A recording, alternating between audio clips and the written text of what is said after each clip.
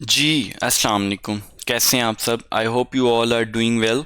अच्छा, आज की इस वीडियो में हम गोल्ड मार्केट का वीकली एनालिसिस करेंगे और देखेंगे कि कमिंग वीक में गोल्ड मार्केट बुलिश रहेगी या बेरिश रहेगी।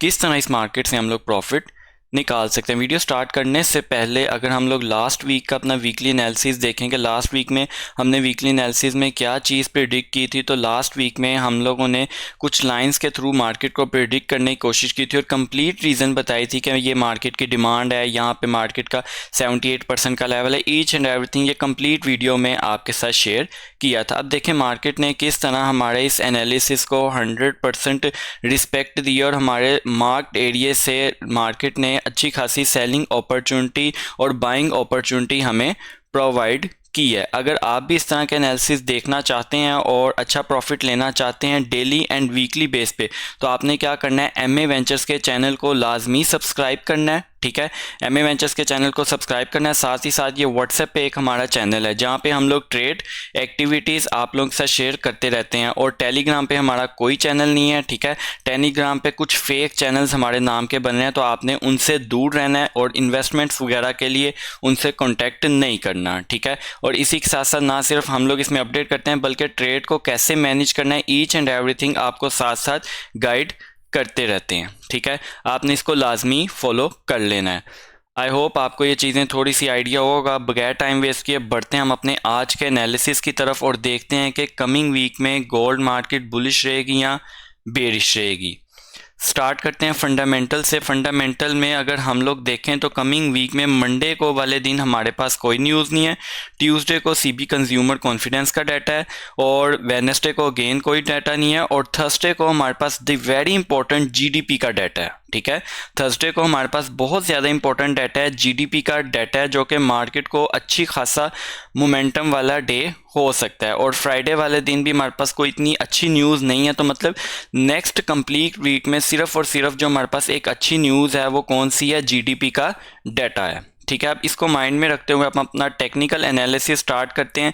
वीकली टाइम फ्रेम से इसको स्टार्ट करेंगे, weekly, daily, 4 hour and 1 hour, step by step हम लोग इसको कंटिन्यू करेंगे। अच्छा, वीकली एनालिसिस स्टार्ट करने से पहले ज़रा जो बहुत से एक अनाउंसमेंट थी, ट्रेडिंग रूम 3 का ऐलान हो गया। ठीक है, अनाउंसमेंट कर दी गई है। अब इसमें आपको ट्रेडिंग रूम 3 क्या है, जिसमें आपको basic to advance level trading सिखाई जाती है, अपनी ट्रेडिंग स्ट्रेटेजी आप लोगों के साथ शेयर की जाती है और मार्केट में जो हम लोग लेवल शेयर करते हैं उस पर कंफर्मेशन कैसे लेते हैं, confidence level, live market setup, experience, each and everything आप लोगों के साथ शेयर किया जाता है। ठीक है, कंप्लीट डिटेल के लिए ये पीडीएफ का लिंक आपको डिस्क्रिप्शन में मिल जाएगा। साथ ही साथ ये चैनल पर कंप्लीट वीडियो आप लोगों के साथ शेयर की गई है कि आपने कैसे इसमें रजिस्टर्ड होना है। ठीक है, अगर फिर भी फर्दर आपको कोई कन्फ्यूजन है तो नीचे डिस्क्रिप्शन में या फिर ये वीडियो के टाइटल में आपको एक व्हाट्सएप नंबर नज़र आएगा, आप वहाँ पे हमसे कांटेक्ट कर सकते हैं। चलें, अब हम बगैर टाइम वेस्ट किए बढ़ते हैं हम अपने वीकली एनालिसिस की तरफ। अच्छा, वीकली टाइम फ्रेम में हम लोग गोल्ड को देखें तो लास्ट वीक ये चीज़ आपको बताई थी कि मार्केट ने इस लो को नीचे लिक्विडिटी स्वीप नहीं की, तो हम लोग ये प्लान नहीं कर सकते कि मार्केट नया हाई बनाने के लिए मूव कर जाए सिर्फ एक बाय की कैंडल को देखते हुए। मार्केट में एक ऊपर फेयर वैल्यू गैप था, मार्केट सिर्फ और सिर्फ उसको कवर करने के लिए ऊपर वाली साइड पे गई थी। वीकली टाइम फ्रेम में देखें तो हमारे पास इस टाइम रेंज चल रही है। ठीक है, मार्केट ने एक हाई बनाया हुआ है, ठीक है, और एक लो बनाया और उसी के दरमियान मार्केट कई वीक से घूम रही है। ठीक है, अब यहाँ पे हमें ये चाहिए कि मार्केट को एक भी कैंडल, अगर मार्केट ने, ध्यान से बात सुनिएगा, एक भी कैंडल अपनी इससे नीचे क्लोज कर दी, ठीक है, वीकली टाइम फ्रेम की एक भी कैंडल ऑलमोस्ट 2287 से नीचे क्लोज कर दी, तो गोल्ड मार्केट हमें फिर 2184 तक भी इजीली आता हुआ नज़र आएगा। ठीक है, ये थोड़ा सा एनालिसिस था वीकली टाइम फ्रेम का।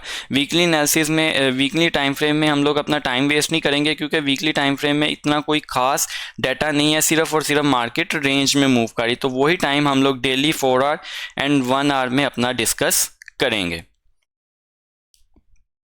डेली टाइम फ्रेम की अगर हम लोग बात करें तो डेली टाइम फ्रेम के अकॉर्डिंग मार्केट ने ब्रेक ऑफ स्ट्रक्चर किया हुआ है बाय साइड पे।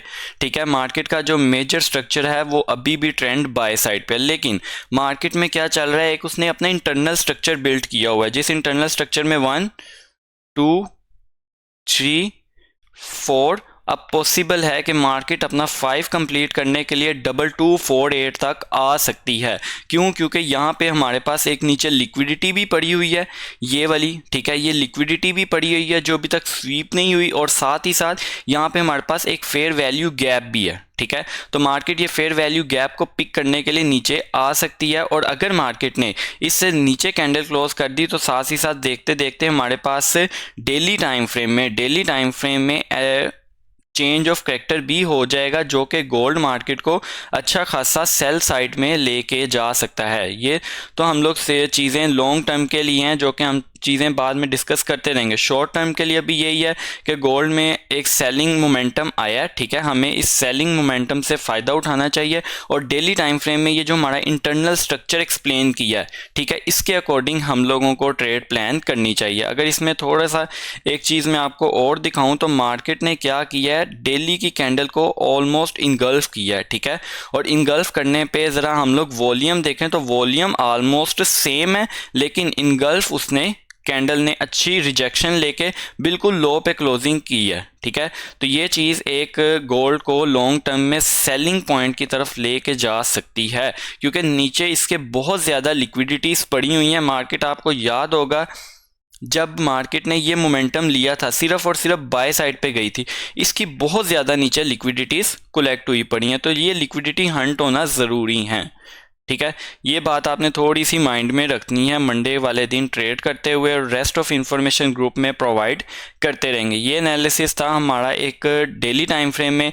अब हम अगर 4 आवर टाइम फ्रेम की बात करें तो 4 आवर टाइम फ्रेम में ये हमने लास्ट वीक एनालिसिस किया था येलो लाइंस लगाकर, ठीक है, कि मार्केट इस तरह मूव कर सकती है, और मार्केट ने 100% इस बात को रिस्पेक्ट दी है।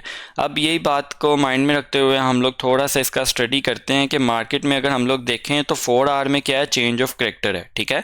मार्केट में 4 आवर में क्या हुआ है, चेंज ऑफ कैरेक्टर है, स्ट्रक्चर उसका डाउन साइड पर है। अगर हम इस पर फिब लगाएं, फिब लगा के देखें तो मार्केट 78 का जो हमारा बेस्ट लेवल होता है सेलिंग का, वहाँ से रिजेक्शन लेने के बाद सेल साइड में आई है, ठीक है। तो यहाँ से मार्केट सेल में आ तो गई है, लेकिन यहाँ पे एक छोटा सा इशू ये है कि मार्केट ने अपना इंटरनल स्ट्रक्चर बनाया है, 1 2 3 इंटरनल स्ट्रक्चर बनाती हुई मार्केट बाय साइड पे गई है। तो अब मार्केट को चाहिए कि मार्केट अपना ये इंटरनल स्ट्रक्चर ब्रेक करे, और इंटरनल स्ट्रक्चर ब्रेक करने के लिए ये एक इसके पास सपोर्ट लेवल है, ठीक है, ये इसके पास इंटरनल स्ट्रक्चर की डिमांड है। यहाँ से मार्केट हमें थोड़ी सी बाय साइड पर जाती हुई देखने को मिल सकती है। कैसे?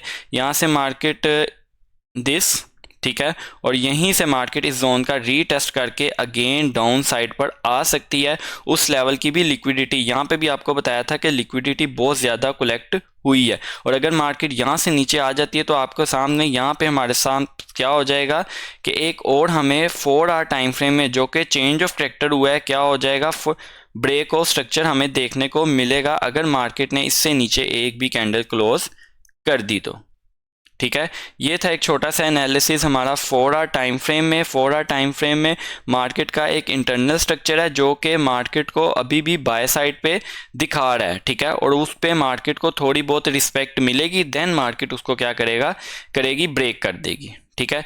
तो ये एनालिसिस था 4 आवर टाइम फ्रेम में। अब हम बढ़ते हैं हम अपने H1 के टाइम फ्रेम में, और H1 के टाइम फ्रेम में देखते हैं कि मार्केट में क्या चीज़ पॉसिबल है। सबसे पहले तो हमें ये करना चाहिए कि जो लास्ट वीक के हमारे एनालिसिस थे उसको डिलीट करते हैं, ताकि क्लियर सिचुएशन हो कि कमिंग वीक में गोल्ड मार्केट क्या कर सकती है।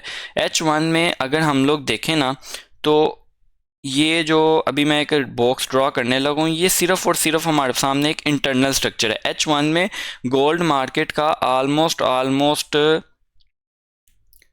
7 जून को मार्केट ने अपना स्ट्रक्चर डाउन साइड पे शिफ्ट किया था, ठीक है। उसके बाद ये जो सारा उसका वॉल्यूम है ना, ठीक है, ये सारा और सिर्फ और सिर्फ मार्केट में इंटरनल स्ट्रक्चर है, ठीक है।